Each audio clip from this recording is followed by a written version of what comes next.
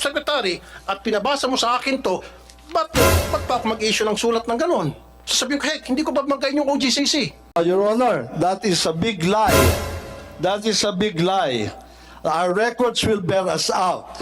I will have to correct this because this is a very, very big lie.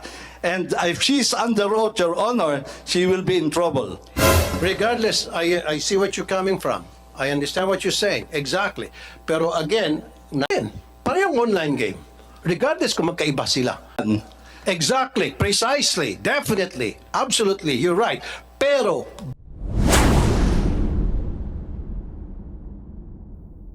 okay. Now, sino sasagot sa PCSO? Mr. Junicoa, Mr. Robles. Meron na pong humingi kayo ng opinyon, kayo po mismo humingi ng opinyon sa OGCC tungkol sa pagkakaroon ng iloto at sabi ng OGCC, opinyon nila na hindi dapat unless kung talagang mapupumilit kayo, you need a permission from the OP, Office of the President. Good afternoon, Mr. Chair. I would like to beg your indulgence if in the past I wasn't able to come here. We were busy and I sent a representative, Your Honor, who is very capable of answering your questions. Now, dun po sa review that you were referring to, I don't think it is about the test run of the web-based application. That was for another e-game and birthday panalo po. And that is not in reference to what we have with e-lotto namin.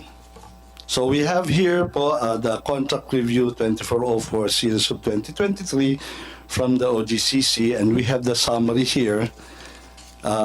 We may furnish you, or I can read it po.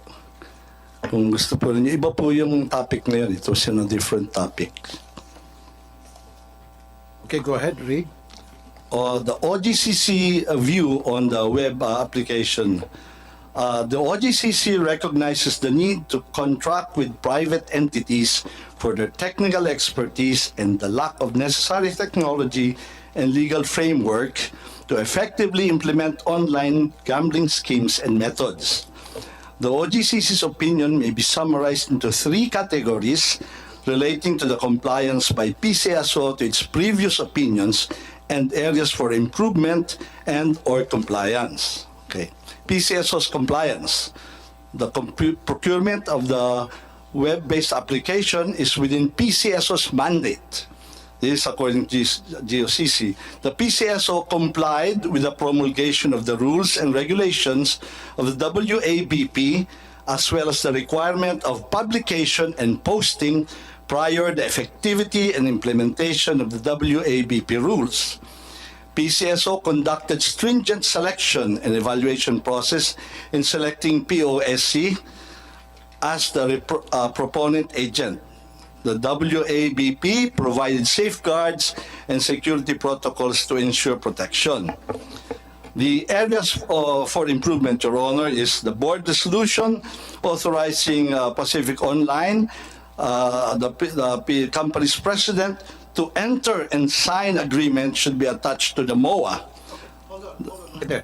So, with that letter, you are being authorized by OGCC to go ahead?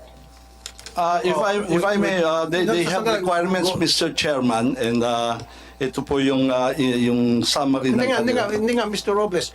So, yung binabasa nyo ngayon sa amin dito, in-authorize kayo ng OGCC to go ahead with Pacific Online System Corporation para doon sa iLotto project? Ito po, to make it clear, Mr. Chair, this is just a test. Test po ang hinihingi namin ng permiso. Kasi wala naman po kaming problema to Kaya ask po, the permission of the humingi kayo ng President. test, pinapayagan kayo. Meron po mga requirements sa amin and we complied with it. So, can we see a copy of that letter? And when was it given to you?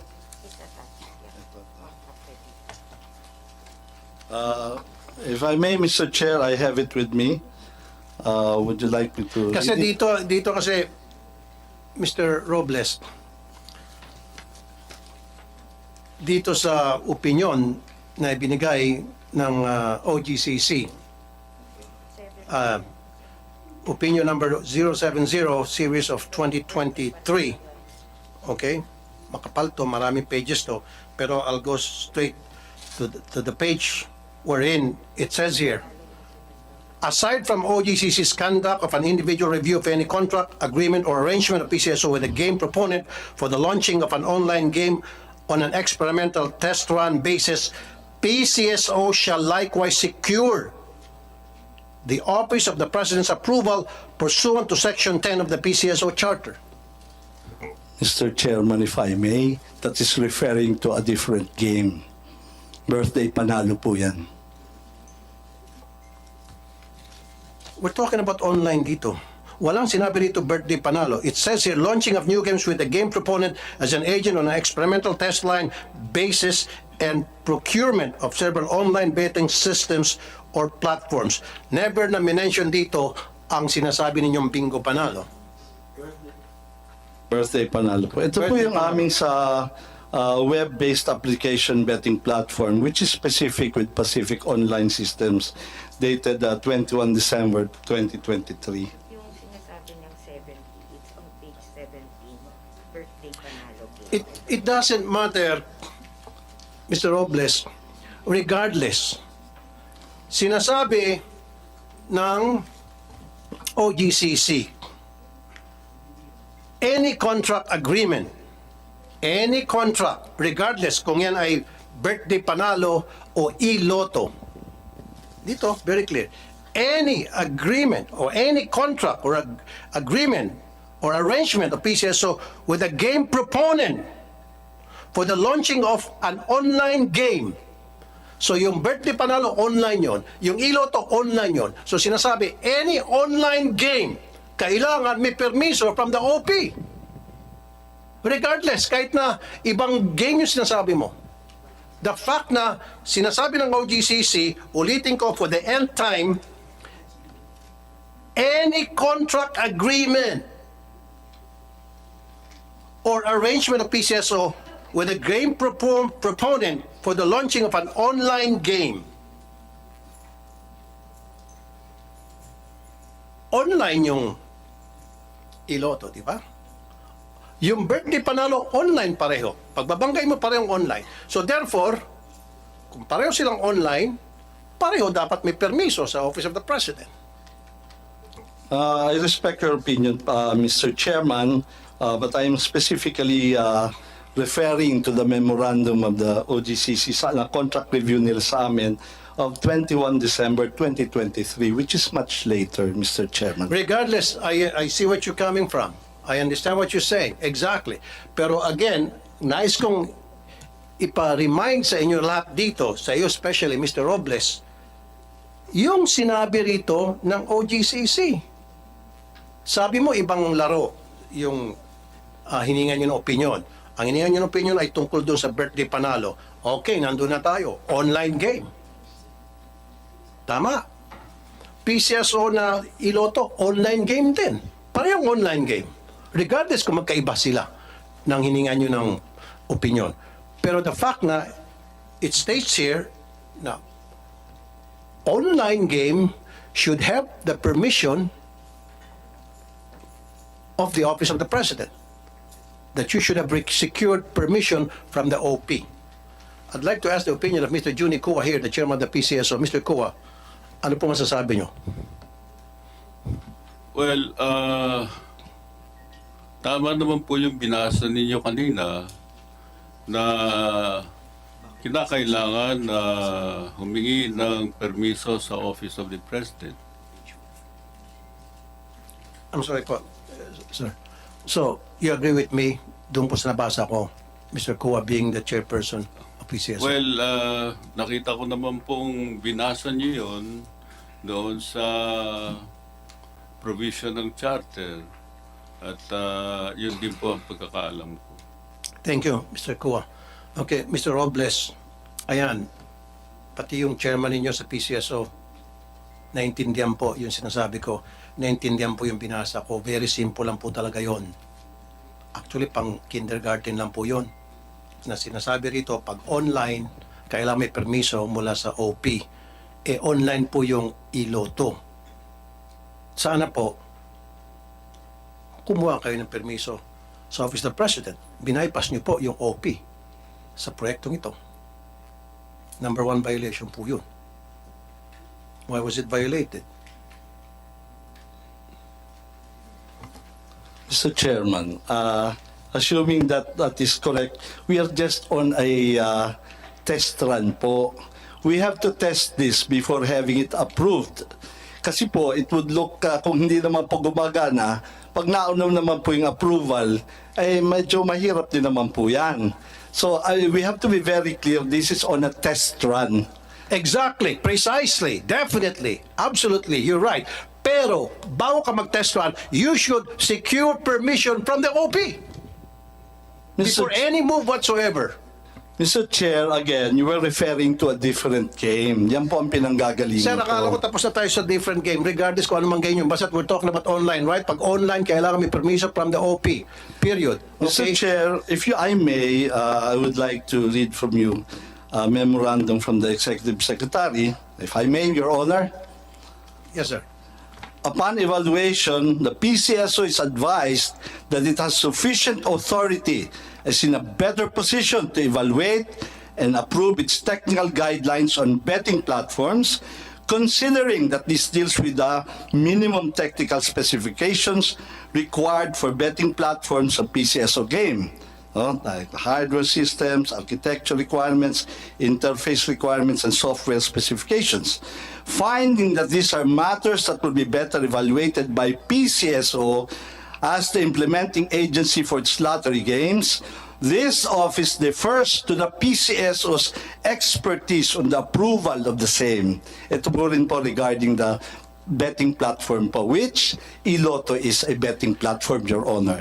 So, ang ibig nyo sabihin, with that letter that you just read, and what date is that?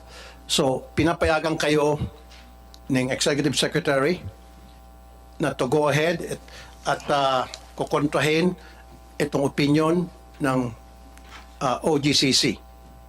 Kasi very clear to me, merong opinion ng OGCC, ngayon naglabas ng opinion ang Executive Secretary na sabi na upon your discretion, para i-simplify ko na lang, na pwede kayong mag-decide na mag-enter into a project such as online gaming na kumukontra sa opinion ng OGCC. So, ibig sabihin, yung Executive Secretary pumaparing na sa inyo at pinapayagan na kayo na i-bypass itong nakalagay dito sa opinion ng OGCC. I think, read it Mr. right? Chairman, we're referring to two different opinions. So, as far as we're concerned, hindi po namin we're not going against the opinion of the OGCC. No, sir. The opinion of OGCC is very simple. Pinapalawak lang po natin. We're talking about online here, sir. Online lang po. Huwag na natin ibahin pa. Online lang. It's the same animal. Yung birthday panalo and iloto, online din yung sir. Wala tayong pinagkaiba rito. Kasi ang sinasabi niyo po, may binabasa kayong sulat na wala po akong kopya niyan, na parang sinasabi ng Executive Secretary, if I read it right, kung tama yung pagkabasa ko, na pinapayagan kayo, it's your discretion na gumawa ng anumang klaseng project na pwedeng kasama na dyan yung online betting. Kayo nang bahala gumawa ng mga paraan sa technicalities and all, pinapayagan na kayo ng Executive Secretary. And I don't know kung nabasa ba ng Executive Secretary itong opinion ng OGCC. Sana pinadalhan nyo si Executive Secretary ng opinion. Sir, nagbibigay ka ng opinion yan pero may opinion ng OGCC. Pinagbangga nyo sana. Siguro baka hindi siguro nabasa ito ng Executive Secretary kasi kung nabasa ito ni ES, then he might not have issued that kind of letter. Kasi kung ako sa Executive Secretary at pinabasa mo sa akin to, ba't pa ako mag-issue ng sulat ng ganon? Sasabihin ko, heck, hindi ko ba magayin yung OGCC? Kasi sigurado ako si ES, he'll make sure na talagang nagko-confront tayo sa lahat ng mga patakaran, sa lahat ng mga protocol sa departamento na executive. If I may, Mr. Chair, Yes, sir. yung birthday panalo po is a game. Yung pong iLotto is a betting platform. Malaki pong pagkakaiba yun, Mr. Chairman. So, hindi ho pwedeng referring to the same po yun eh. Ito po, sir, Philippine Charities, meron ho ba kayong kopya nito? Opinion number 070 series of 2023. I would presume you have a copy of this. April 19, 2023. Ito po. For attention, Philippine Charity Sweepstakes Office, Melquiades A. Robles, kayo po ito, General Manager, regarding, ito na po, launching of new games with a game proponent as an agent of an experimental test run basis. Ito na nga po yun, test run basis. Sinabi niyo na po kanina yun. Experimental test run basis and procurement of several online betting systems or platforms. So dalawa na yon. Sapul na dito yung iloto at sapul na rin yung birthday panalo. Ayan na, sir.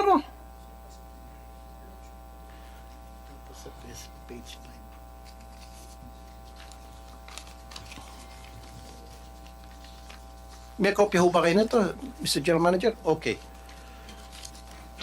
Dito pa po sa page 5. In accordance with the contract on PCSO service providers, Philippine Gaming Management Corporation and Pacific Online Systems Corporation binanggit.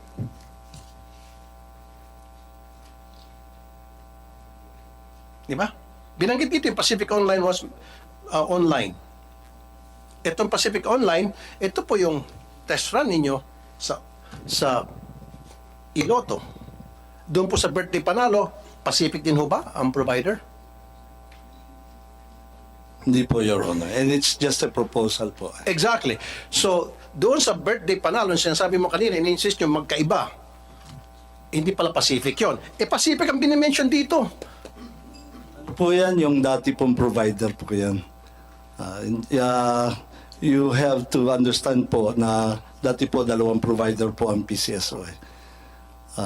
No, sino bang ang current provider? Mr. Chairman, if I may, we have the Lotto, the lottery. Ano po? Yung the over-the-counter lottery.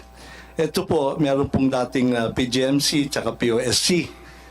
So in that context po, para maintindihan natin, ngayon po pinag-isa na yan under one joint venture. So para po ma-mention nila yan, it was a long time ago po yan. Kaya nga po sinasabi ko, we are guided by the more recent one. Ito nga pong memorandum na sinasite ko on the web application-based program. So yung PLS na po ngayon yan sa lottery namin. Philippine Lottery System. Kaya hindi na nga po kasama yung PGMC and POSC on the traditional, on the usual over-the-counter. Kaya po, we really have to be specific kung ano ang hilingi namin ng opinion. Kasi magkakasalabat po yan. Iba po ang context, yung backdrop po ng sinasabi nyo na yung sa birthday panalong hinihingi namin. Precisely. I see what you're saying. I know where you're coming from. But you should understand, ito pong sulat ng OGCC na ipinadala sa inyo, I hope you have a copy of this. Very clear po, plain and simple. Ulitin ko po, paulit-ulit na tayo rito para mas maintindihan natin.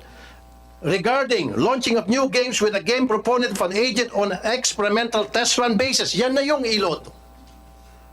Your Honor, if I may, iLotto po is not a new game. Existing na po ang Lotto natin. Yan po yung, We're talking about the experimental electronic lotto. it's a betting platform, Your Honor.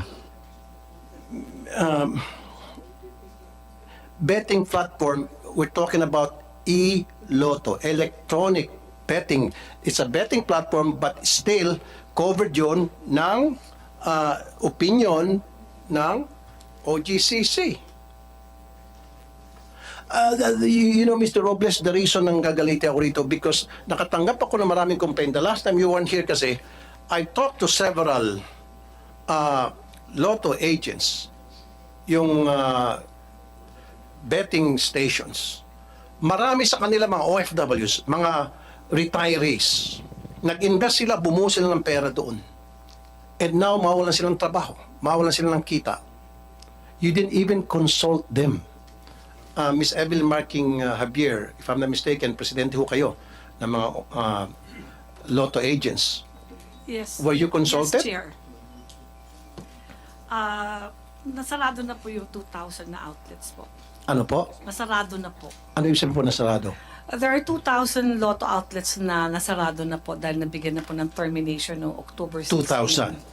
2,000. I mean, nag-start po yung 300 tas yung remaining pong 1,600 plus. So ilan po lahat ang nasarado? 2,000 po as a 2,000. Ano pong binigay na reason bakit po sinara po yung 2,000 na Lotto outlets? whole. Wala pong machine daw. Wala nang machine. Yun lang pong binigay na reason. Pero were you consulted na nainformahan po kayo na magkakaroon kami ng e-lotto Hindi po. na posible maapektuhan ang ilan sa inyo o marami sa inyo? To my understanding, Chair, with the previous administration, they had plans of having that. Parang pag-aaralan pa po. We were just surprised na ang bilis-bilis lang po siyang na So yung previous administration, before Mr. Robles became the general manager, so meron na kayong narinig na plano. May plano po. Oh. But pero Na- nakonsulta kayo, Opo, alam po namin. alam nyo. Ang kinagulat nyo na lang, all of a sudden, boom, natuloy na. Opo. Okay. Mr. Robles, you might want to answer. Thank you very much na in-acknowledge you na it's not under my time. Kung nga po ang tatanungin niyo po, it should be 11,000 outlets. Had it been under my watch, Mr. Chairman, hindi ako papayag sa 6,500. No? That is a fact. Hindi po under my watch to, and I even asked my managers, why did you allow? And sila po ay kausap ng GM. I'm surprised why they did not raise that up. They're very close po with the past administration. So, well, they have the reasons for not saying it. Tama po sila. Hindi po dapat. But ang trust naman of that administration is to modernize the 25-year-old system. Now, dalawa pa nga na laging nagbe-breakdown. So, tama po kayo. Hindi ho dapat pinasarayan at marami pong nawalan. At even po kami sana, we could be getting more income had the previous administrator not implemented that. When I came, awarded na po yan. May timetable na po ang implementation. Ms. Xavier? To my understanding, kasi I was there during the opening, the PCSO then said that they're going to initially order 6,500 because katatapos lang po ng pandemic, hindi po yata kakayanin na ganun kadami yung order nila na machine. So we were just wondering, I mean, with due respect po, no, GM, nung time po na nag-order po ng machine na 6,500, kayo na po yung nakaupo. Your Honor, that is a big lie. That is a big lie. Our records will bear us out. I will have to correct this because this is a very, very big lie. And if she's under oath, Your Honor, she will be in trouble. To my understanding po, I mean, okay, granting po na na sila yung nag-order niyan. Pero during your time, alam niyo po na maaapektuhan yung 2,000 na agent. Sana po, gumawa na lang din po kayo ng paraan na tulungan po kami na wag pong masarado yung 2,000 na yan. Kaya po, masama po yung loob ng mga lotto agents kasi parang dahil po dyan sa e-lotto, parang hindi yun na po tinulungan yung mga iba na makapagbukas po sila. Kasi dati ho pre-termination lang, sumulat kayo, tapos ginawang termination, tapos nag-stoppage. From the stoppage itself po, dapat hindi na po kayo nag-issue mismo ng termination na kayo po yung nakapirma. Doon ho yung talagang alam na nila na talagang wala na pong aasahan. Kung stoppage po yan, kung mag-aantay po ng machine, sana hindi na lang po sila terminate. So ano nangyari po doon na Ms. Xavier, doon sa 2,000 na Sarado na napasara? po sila lahat. Sarado na po lahat yung Yun nga po yung humihingi sila ng tulong sa akin na kung maaari po na mabigyan sila ng chance na makapagbukas ulit. Ang problema po, wala po talagang available na machine. Pero open naman po nang mag-apply ulit. Pero ang problema po, mag-aantay nga po sila kung kung kailan po magmamachine. Pero to my understanding, hindi pa po yata nag-uumpisa yung procurement or sinasabi po ng mga branch managers na magkakaroon po. Saka before po, umasa po yung mga ibang mga agents po na hanggat wala pa pong machine, yung po ng mga lumang machine namin na ginamit dito sa Luzon, ang ipapagamit. Ang alam ko po, parang dati pumayag nga po na yun ang gamitin. Hindi po namin alam kung anong nangyari, kung bakit. Kasi kung I already approached also po the OGCC, that's why I was late last time in coming here.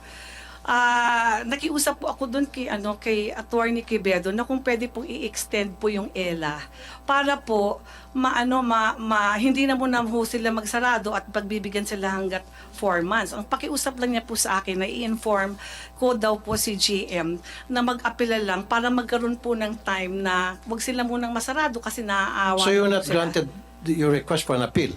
Kasi po, ang hinihingi lang po ni Attorney Quevedo that time is kung pwede daw pong sumulat sa kanila ng letter po si GM or si Chairman Kuwa na humihingi po sila ng extension para ho magkaroon po ng time kung merong o-orderin na machine or something. Pero sinabi ko po yun kay AGM Arnel Casas na yun po yung request ni Attorney Quevedo na kung pwede gumawa po sila ng sulat na nire-request po nila na ma-extend po yung yung ELA para patuloy pa po sila na makapatuloy po na makapagpatay at hindi masarado yung 2,000 kasi naaawa rin po siya dun sa mga agents na yun. At that particular time, parang nag-follow up ako, parang sabi po, hindi naman po talaga nangyari na nakagawa po ng apela. Kasi Mr. Robles, 2,000 na mga lotto agents, sinibak nyo, tinanggalan nyo sila ng hanap buhay, pinatay nyo in short. Pero yung kita sana napupunta sa kanila, napunta ngayon sa Pacific Online Systems Corporation. Meron kayong pinatay na pagkarami-rami, 1,000 ang pinatay ninyo at isa lang ang inyong binuhay kapalit ng 2,000, ito na nga yung online.